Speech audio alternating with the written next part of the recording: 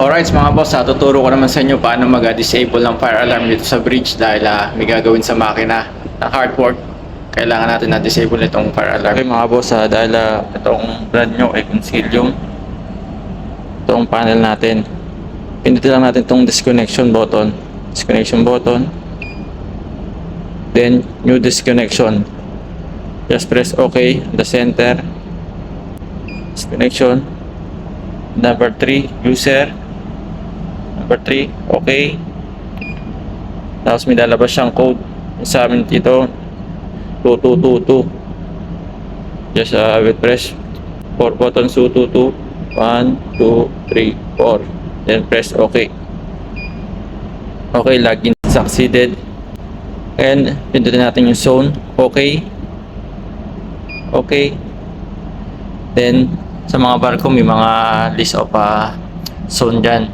Halimbawa sa makina, gagawa sila na mag-welding sila at tatawag sila sa atin sa bridge para disable, para di mag-alarma.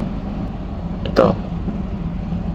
Number 8, zone 8, 8 to 24. Makina. Disable natin lahat ng sa makina. Okay. Balik tayo dito. Zone 8. Just press this arrow down to get on 8. Okay, press OK. Permanent disconnection. Press OK again.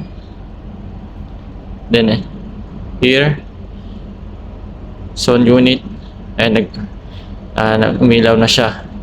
It means disconnected na siya. Mag-alarm pag naka na siya ng smoke. Okay, then we press another. We want to disable the number 9, which is engine room, third deck. Press 9, arrow down, then okay. Permanent disconnection, and okay. Ngayon, para makita naman natin yung mga disconnection list, punta lang tayo sa home, disconnection button, arrow down sa number 2, disconnection list.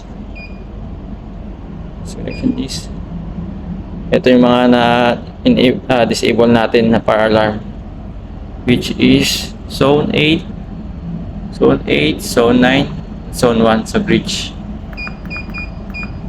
Para naman disable natin tong alarm na to, ibalik natin sa normal.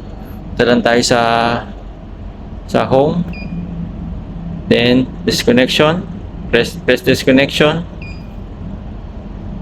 then arrow down, go to number 5, remove all disconnection, and press OK. Mawawala tong lights na to. Okay, press OK. Okay, confirm okay. The lights disappear, disconnection disappear. It means all alarms are activated. And go back to home.